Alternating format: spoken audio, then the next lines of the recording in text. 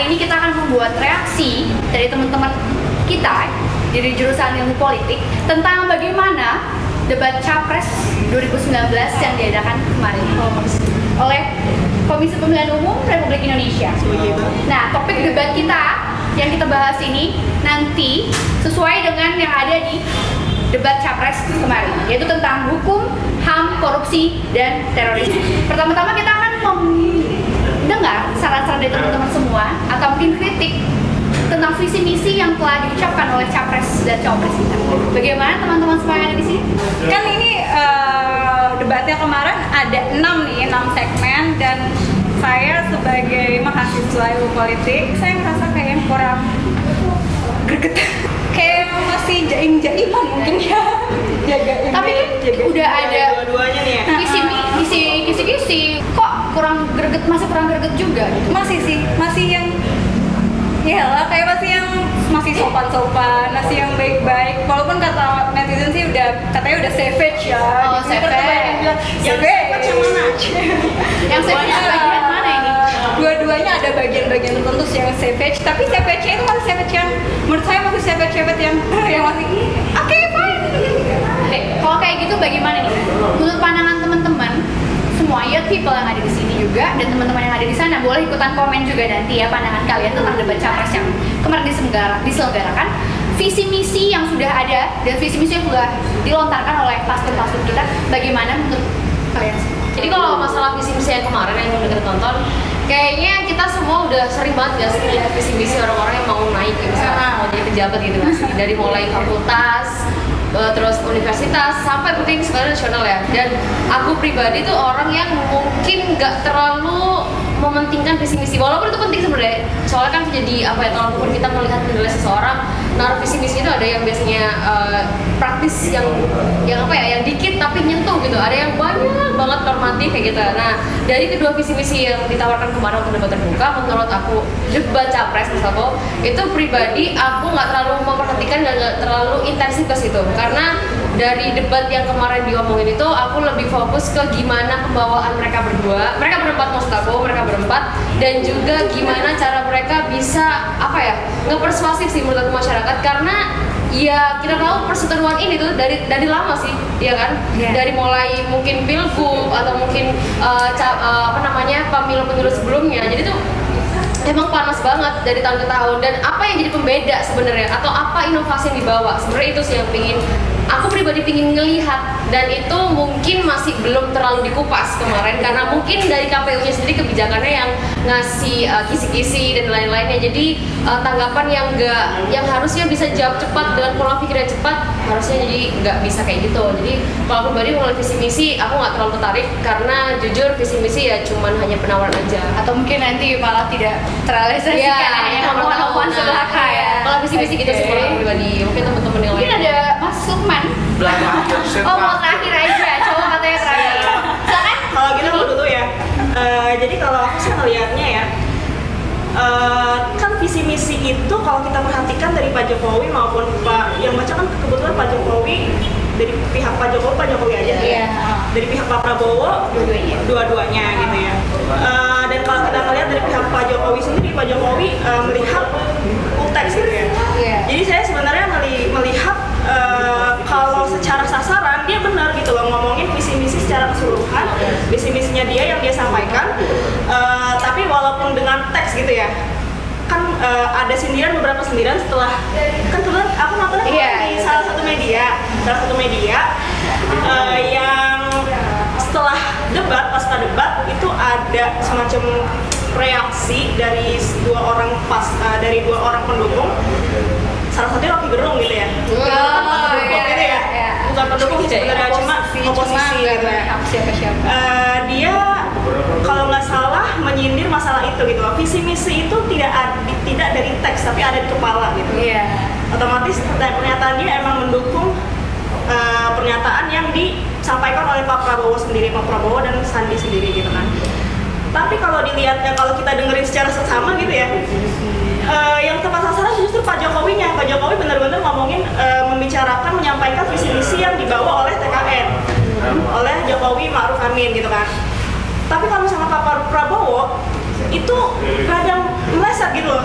Jadi bukan visi misi grogi kali ya. Nggak ngerti ya.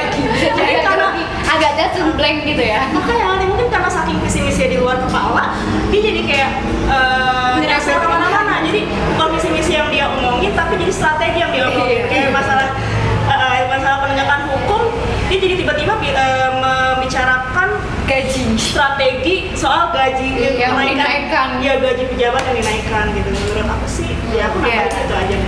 Sebenarnya kan kalau tadi teman-teman ngomongin masalah visi misi secara keseluruhan, saya sempat nonton ulang lagi dan saya highlight bagian mana yang saya agak sedikit menyesalkan. Serius bawa ini lagi gitu. Ya kalau bagian pertama itu di bagian Jokowi, saya meng-highlight banget nih pelanggaran berat hak asasi manusia di masa lalu. Kan dia di 2014 berbicara bahwa Pak Jokowi ini akan menyelesaikan pelanggaran berat di masa lalu, dan itu dibawa lagi di 2019. Pertanyaan saya adalah, jadi Bapak selama 5 tahun ini Bapak kemana gitu?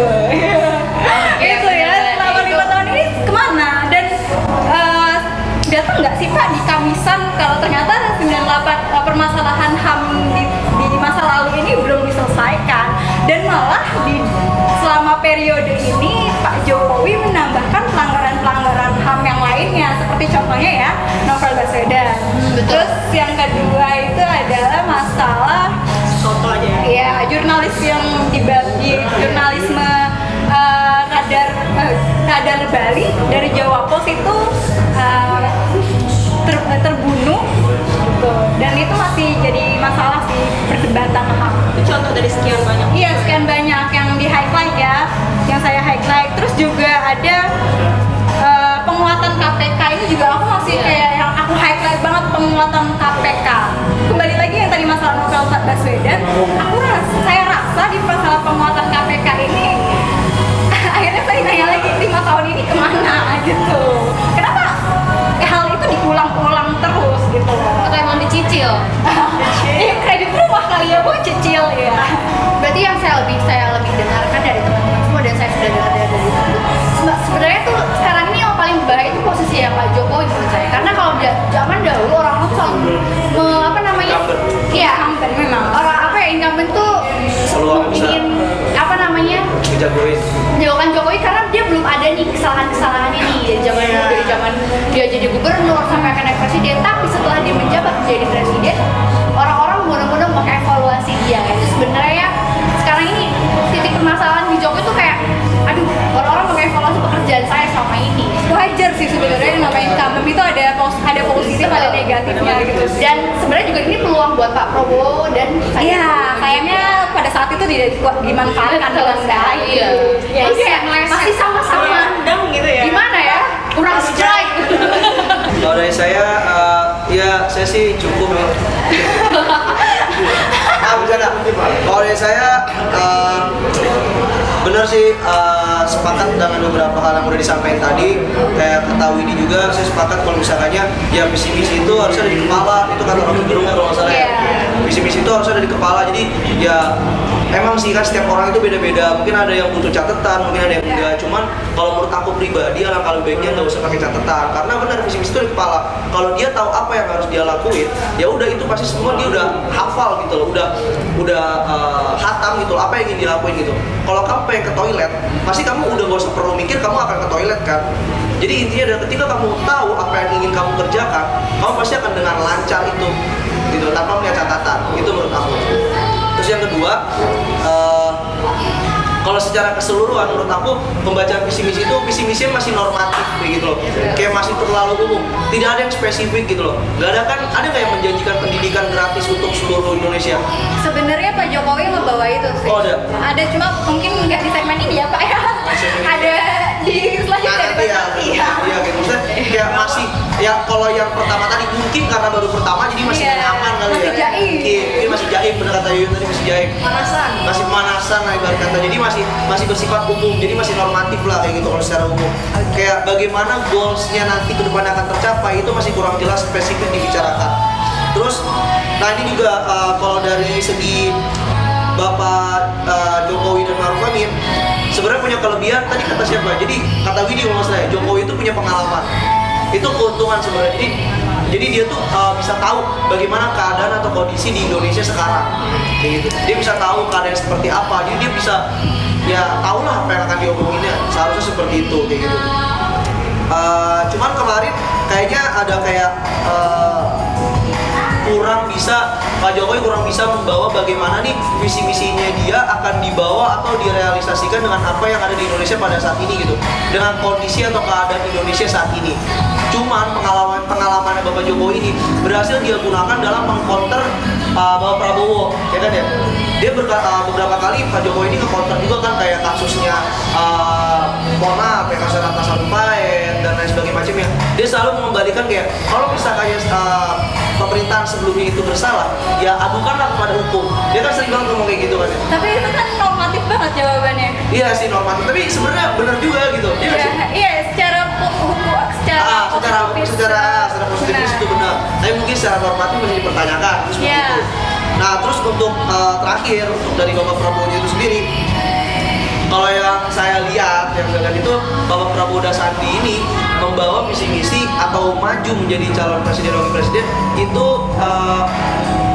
berangkat dari keresahan apa yang pemerintah sebelumnya itu kayak gak bisa dikasih gitu loh, gak bisa kasih Indonesia, bener gak sih? Ya, kayak makanya beberapa kali juga kayak nyinggung-nyinggung terkait kasus korupsi dan sebagainya macamnya, walaupun nanti akan dikonter oleh Bapak Jokowi terkait kasus korupsi itu ya kan, konter parah itu kayak gitu. Nah terus cuman kritik dari aku sendiri adalah kayak beberapa hal itu mungkin masih belum dipikirkan lebih panjang gitu. Kayak aku kurang sepakat terkait penaikan gaji KPK atau aparat ya. Iya, itu aku janji itu agar mengurangi tingkat korupsi. Menurut aku belum tentu gitu loh. Manusia itu gak akan pernah puas. Iya, itu banget benar Itu, banget. Mau gajinya seberapa pun Itu kalau gajinya seberapa pun nggak puas. Oke, ini kayak makin panas nih, langsung aja. Tadi kan kita udah bahas visi misi nih ya, Yet People. Langsung aja kita bakalan masuk ke seksi yang paling serius banget buat dibahas. Yaitu seksi 2 dan 3 tentang debat yang akan dibahas ini yang tentang hukum, HAM, korupsi, dan terorisme. Jadi kita langsung aja ya, mau pertanyaan manapun tentang hukum sama korupsi ataupun terorisme dan HAM. Jadi saya kemarin tuh sempat pas saya nonton nih, saya dengar Pak Jokowi menyindir Bapak Prabowo dengan seperti ini pertanyaan. Gimana? Mengapa Gerindra itu mencalonkan ex-koruptor sebagai calon legislatif? Dan paling banyak gitu loh. Ada 6 orang kalau nggak salah. Itu nggak paling banyak sih sebenarnya. Iya, maksudnya banyak. Ya bukan dia sebenarnya dia bilang kan. Dan Pak Prabowo sendiri yang menantangani sebagai ketuanya. Bagaimana pendapat kalian semua? Silakan.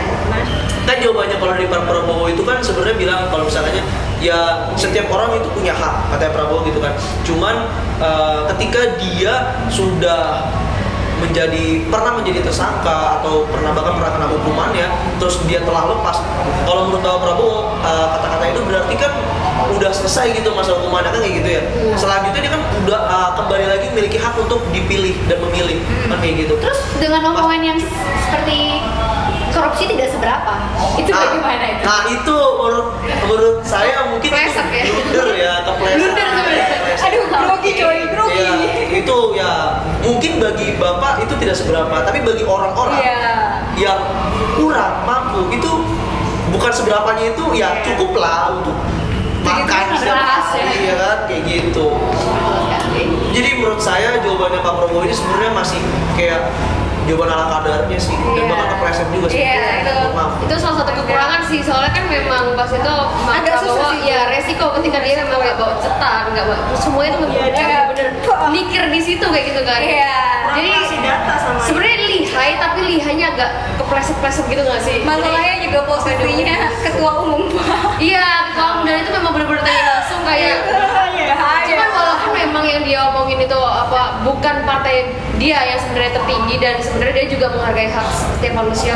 Ya udah kalau emang korupsi terus emang masa hukumnya udah selesai, kenapa nggak boleh nyalon? Apa masalahnya?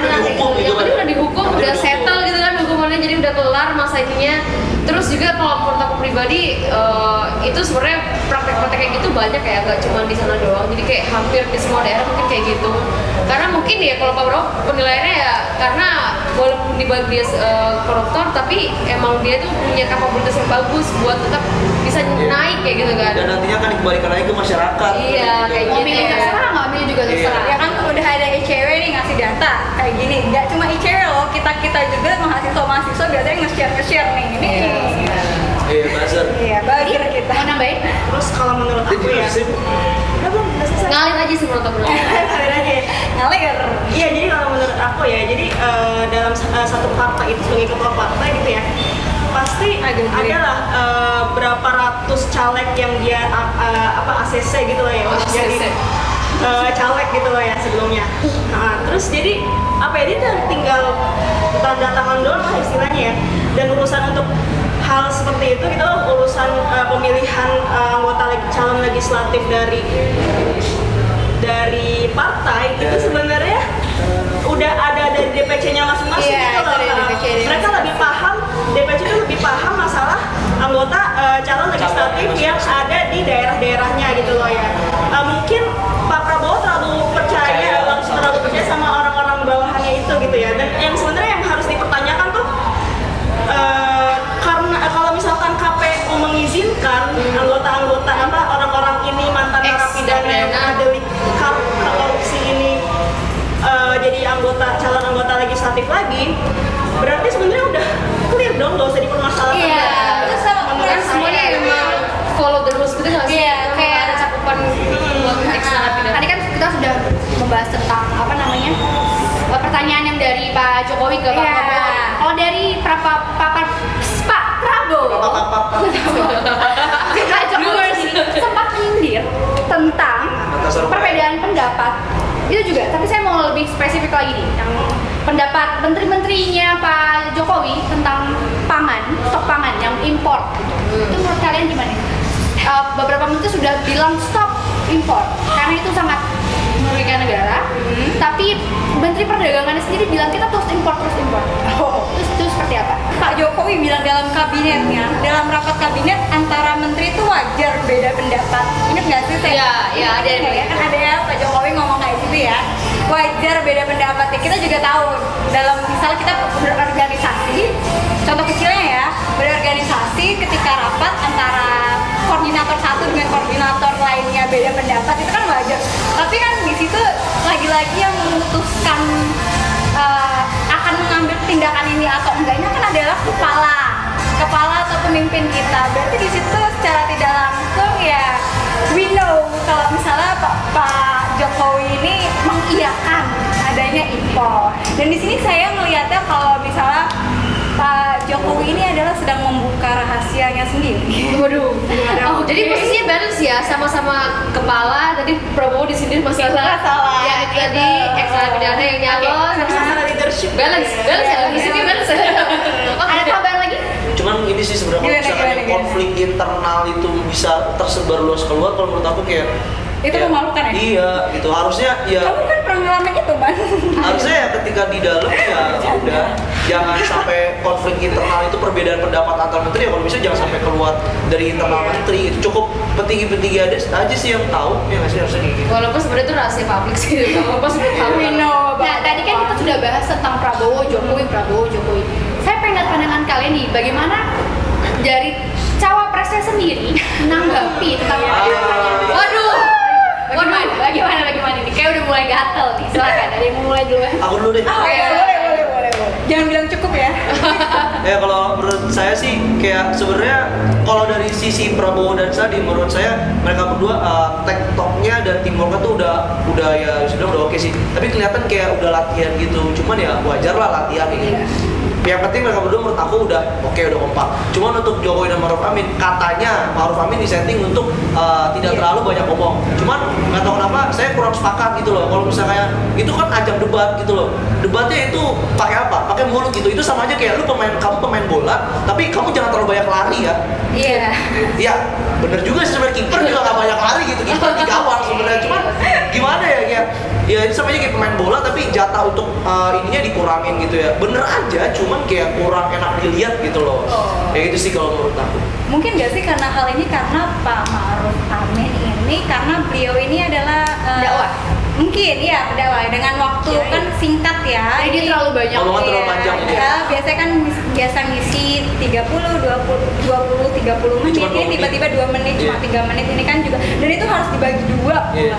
Itu kan agak sedikit Seadanya sulit gitu. ya. Jadi yang keluar mungkin agak seadanya, mungkin Makanya beliau cukup. selanjutnya mungkin akan lebih. Iya semangat Pak Ma'ruf Amin. Besok coba ditingkatkan. Oh iya. Siapa ya? Dan dari omongan apa ya, omongan capres dan cawapres bahkan dari kedua paslon ini ada beberapa fakta yang tidak sesuai dengan data.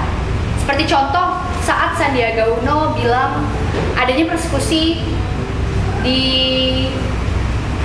nelayan, tapi sebenarnya itu bukan persekusi, hanya dia meminta bantuan tapi tidak direspon oleh pemerintah. Seperti juga Jokowi yang bilang itu Pak Prabowo yang bilang Malaysia sama Oh iya sih Prabowo. gitu. Iya, pokoknya seperti itu. Bagaimana nih kalau tidak sesuai dengan data menurut kalian itu bagaimana? Mereka Sangat disayangkan sih. Akhirnya itu jadinya penyebar hoax ya. Gitu sih, sangat disayangkan. Cuma kalau menurut aku mungkin aja bener nggak sih? Cuman kesalahannya adalah benar kata kalau Pak Jokowi bilang kan katanya ya kalau misalnya emang seperti itu laporkanlah kepada hukum kan kayak gitu. Cuman kan kadang-kala kita juga mikir gitu ada hal yang bisa diadukan kepada hukum dan juga ada enggak gitu. Kayak kalian mungkin nggak sih pernah di kelas kemalingan uang berapa terus kalian nggak ngaduin gitu loh. Kan ada juga mungkin beliau ini Bapak nelayan mungkin masih sabar atau mungkin nggak ngerti bahkan tata cara bagaimana pelaporan kepada hukum kan bisa jadi seperti itu. bisa sama halnya dengan pas saat itu ada suatu kepala sekolah di SD mana dia ditahan masuk penjara selama 6 bulan berapa bulan dan denda sekitar berapa puluh juta karena ikut kampanye Sandiaga Uno. Aduh itu sesuai data. Itu bagaimana juga menurut kalian? Terus Dibalikinnya seperti itu. Nah, itu Gimana ya? bahayanya ketika salah satu capres kita itu petahana gitu loh ya. Jadi apa ya lembaga-lembaga negara seperti KPU dan segala macamnya itu mesti dituntut untuk bersikap netral. Padahal kondisinya mereka tuh punya punya pimpinan seorang kepala negara petahana yang juga capres gitu loh ya di situ ikut berkontestasi di situ gitu loh. Jadi menurut saya gimana ya? Hal-hal seperti itu emang patut kita curigai gitu ya, patut kita curigai tentang netralitas atau integritas dari KPU dan sebagainya macamnya. Tapi apa ya? Nah, yang harusnya Pak Jokowi berikan, yang perlihatkan itu justru bukti bahwa sebenarnya lembaga-lembaga negara ini netral gitu loh, nggak memihak dia sama sekali. Dan masalahnya Pak Jokowi tidak menunjukkan itu. Dia cuma menjawab berbagai macam tuduhan dengan laporkan. Itu ada sampai 3 kali atau berapa gitu loh. Itu jangan seperti itu Pak Prabowo. Iya. Jangan gerusa-gerusa. Ya, jadi saya bingung ini sebenarnya Pak Jokowi mau menciptakan rakyat yang taat hukum atau rakyat yang tukang adu gitu aja. Iya. Oke, makin mana nih makin mana. Oke, seperti Ya, banyak faktor sih Bang. Oke teman-teman, oke ya people semua, tadi kita sudah mendengar bagaimana pendapat dari anak-anak ilmu politik. Nah, sekarang ini kita mau penutup aja langsung sekalian ya. Saya pengen dengar dari teman-teman semua kritik, saran dan segala macamnya untuk KPU mungkin, untuk Pak Prabowo Sandi, untuk Pak Jokowi Sandi, Pak Jokowi Ma'ruf Amin maksud saya. Bisa langsung aja. Bagaimana? Mulai dari mana nih? Aku dulu nih ya. Oke deh. Oke nih. Buat saran nih buat KPU dan buat kedua pasangan calon, mudah-mudahan di debat selanjutnya itu lebih greget, serang-serang aja, nggak usah takut bakal netizen bakal gimana-gimana, karena ya kita punya setiap orang punya sudut pandang masing-masing, punya kecenderungan, dan yang harus dimenangkan sebenarnya adalah swing voter sih ini. Buat kita yang masih ragu, maksudnya buat kita yang masih ragu sama memilih kanan atau kiri, yakinkan kita gitu loh. Yakinkan. Oke, kalau aku pribadi sih nilainya sebenarnya aku kurang sepakat sama KPU yang harus ada kisi-kisi dan harus bla bla bla karena jawaban reaksi dari seseorang itu menunjukkan dia sebenarnya. Jadi aku kurang suka sama orang yang bawa teks pertama kayak gitu. Soalnya kan memang jawaban insidental itu perlu gitu loh, dan kayak cara cepat berpikir kayak gitu kan. Terus juga dengan skema yang balance menurut aku ya. Jadi kayak Jokowi dan Ma'ruf Amin belakangnya pendukung dia, terus Prabowo dan ini juga pendukung dia. Jadi kayak bener-bener oke, aku safe, dan mereka berdua udah setting berdua gitu loh. Dan aku yakin pasti kayak misal Prabowo sama Ma'ruf Amin, Ma'ruf Amin kekurangannya dia mungkin banyak faktor ya psikologisnya ya. Mungkin dia baru pertama yang nyelon kayak gini, terus dengan sirkulasi yang dia memang udah berumur dan cara bicaranya yang kurang gitu kan, dan pembawaannya dia dia kiai dan lain-lain, dia harus kayak memposisikan dirinya, ya udah aku konsisten, aku bakal gak banyak ngomong, statementnya dikit aja kayak gitu. Dan Prabowo Sandi juga kemarin dia terlihat lebih luwes karena ya sama-sama kayak kayak friend gitu nggak sih, sampai pijet-pijetan terus joget-joget kayak gitu kan, menunjukkan ya udah kayak bahkan kayak hal yang kepleset sama Prabowo sama Sandi dibikin kayak santai kayak gitu kan. Jadi ada dua mata uang yang menurut aku kalau dilihat ini seru juga nih berdua ya kayak gitu kan, kayak ini tapi juga orang lain pasti nilai ini yang paling bagus sih, tapi ini terlalu bercanda gitu kan, karena dia nggak ngerti karena gitu kan. persepsi orang kan beda-beda. Biasanya kayak debat terbuka lebih seru lagi kalau mereka nggak dikasih tahu apa-apa, terus mungkin tempatnya yang nggak ada pendukung gitu, nanti nggak sih? Saya malah setuju kalau misalnya tempatnya itu di universitas. Bagaimana saat nanti atau suara mahasiswa? Oke. Nanya banyak lagi. Dia ada pertanyaan angkat tangan semua. Terus setiap misal kalau di universitas setiap ada ngomong saya berjanji, pas kayak gitu nggak sih? Saya akan memberikan gaji tinggi, lebih seru gitu.